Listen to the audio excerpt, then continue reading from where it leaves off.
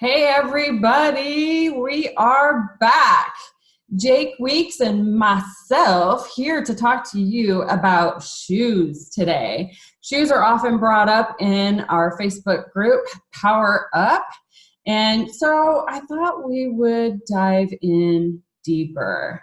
I do want to provide our disclosure, what we are or what we're not, really quick. This podcast is just simply our tips, advice, and suggestions that Jake and I have in regards to the topic at hand.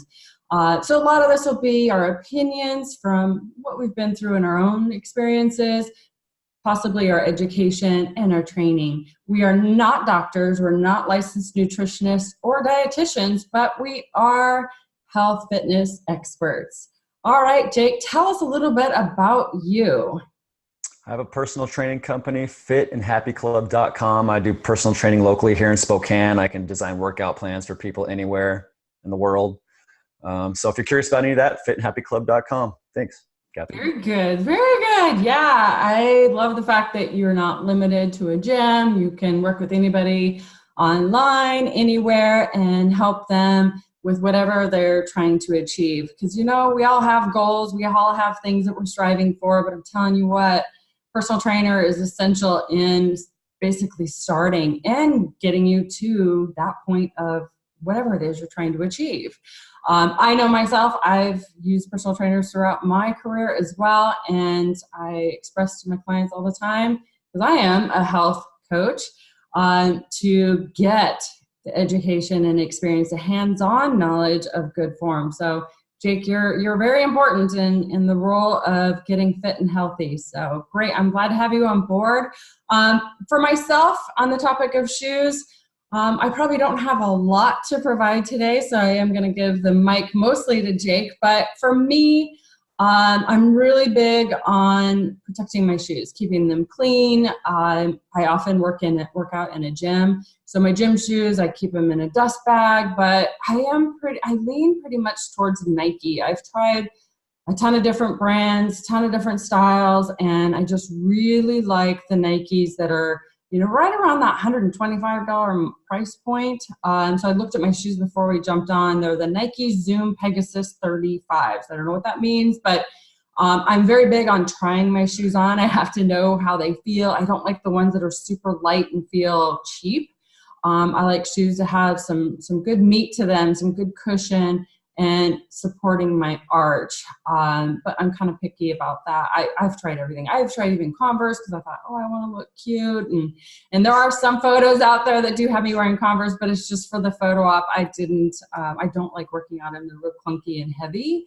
But yeah, so great support. For me, it's important to also change my shoes or replace them every 3 to 6 months. A little retail therapy doesn't hurt, right? Man, that's expensive, Katherine. If you have to replace them so often, you pay so much for your Pegasus 35s. They must be popular, though, if they're doing 35 iterations of them. That's pretty cool. I go through my shoes pretty quick, too, every 2 to 3 months, probably. Now, I buy cheaper pairs. I go to the Nike clearance section always and find shoes for less than $50 because I do burn through them so fast. That's funny that we have a different philosophy. You definitely do get higher quality when you pay more money, you know, more padding. But to me, there's a little bit of a misnomer because I feel like we all want shoes that are going to be super padded, that make it feel like you're walking on clouds, that practically do the walking for you. And it's really an impractical expectation. I think when we have shoes like that, we tend to walk with not good biomechanics, and that actually exacerbates all our problems. If we have shoes that support our arches for us, then what happens when we don't have that arch support anymore? Are your muscles strong enough to support on your own? What happens if, you know, God forbid, you have to walk barefoot? And are you just going to collapse under the weight of your own feet and body? I don't think so. I think the shoe industry has done a really good job in making you think you got to get on a Dr. Scholl's thing and test your feet, and you have to have orthotics, and you have to be propped up. But I don't think so. There's actually a really interesting debate in the running world about whether you should run barefoot. There's this famous movement expert, Kelly Sattel, I think his name is. He advocates to all his clients that they walk barefoot as much as possible just to strengthen up those muscles. And because he says that will automatically teach you the correct biomechanical way to walk, because the shoes actually interfere with that. So I haven't done that myself much. It's something I told myself I want to do this summer to try.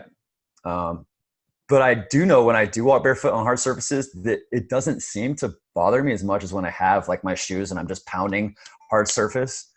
So I do think there's definitely something to the attentiveness and just walking with the correct gait. To extrapolate that a little bit, like I go hiking a lot and I see people with giant clunky boots on, steel toed, no breathability, unlike a hot, dusty trail, you know, or the only time you really need shoes like that is if there's really a high risk of rolling your ankle, or if you're really high risk of getting your feet wet, or if you're going to be kicking a lot of stuff, which is why you need the steel toed thing, because it's, you know, it's so hard to pick up your feet. I personally like to hike with the lightest, most comfortable shoes possible. And I advocate that to most people. I think it's just silly that people show up in these big hiking boots.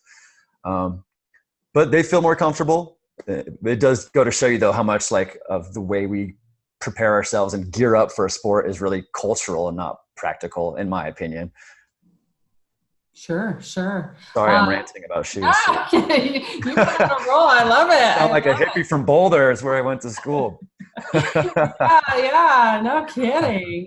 Well, I do also believe that there's no shoe that fits all types of workouts, like from weightlifting to, I don't know, yoga. I guess you don't even really wear shoes. Although I have been to yoga studios where some gals really are super into it, and they have like kind of like these toe sock things, which, you know, look like they're a little grippy, and that kind of makes sense. But you know, but I think of, you know, cardio versus weight training. There is a difference in a shoe need for that. Wouldn't you agree?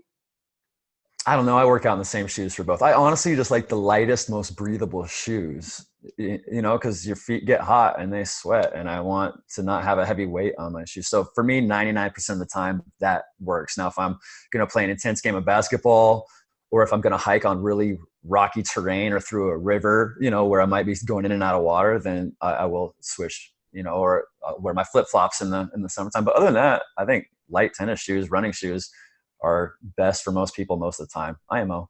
Sure. So just you know, clarify too, where I get my shoes at Outlet. So I feel like, you know, they're probably, I don't know, probably $180 shoes or something, but I do pay about $130, $125 right in there. So I try to save myself a few bucks in some way, and definitely recommend that, you know, checking out the outlets, but really inspect the shoes too, to make sure they're not some sort of defect model, or, you know, and always make sure you have a left and a right. I've done that before, where I went to an outlet mall because I was traveling and in a hurry, and I grab them, and then I get all the way home and I have two lefties. So that's a big bummer. Luckily, those clerks are pretty good about checking for you, making sure you don't smuggle any socks in the shoe either. But my best advice is just make sure they're comfortable, that they're not too heavy, that they breathe well. Like that gets overlooked a lot. You know, even if you go from running shoes to cross training shoes, you'll notice a lot more leather, you know, and I don't know what advantage you get out of that unless you're stepping on people's feet all the time. I don't know what sport you'd be playing. That's an issue. And other than that, really focus on the way you walk. No shoe is going to save you. No shoe is going to magically make your arch stronger or lift it up for you. In fact, it'll do the opposite. It'll keep you from strengthening those muscles on yourself. So my advice is walk with correct biomechanics as much as you can. Really train yourself to walk softly, and then your shoes won't even matter that much. You can save $60 a pair. Yeah, no, you'd actually. Nike Outlet Store is a great place to buy them on clearance, by the way. Great shoes for a really good price. Yeah, and I'm so glad that you talked about gait and form and focusing on how you're walking, because a few weeks ago I went to the Flying Irish running, and I only walk it and actually fast walk it, honestly, this particular week, and did a total of 6.9 miles that day. But by talking and really being distracted by the view and everything that was going on, I wasn't focusing on my gait, my walk, how my feet were hitting the ground, and how I was projecting myself forward.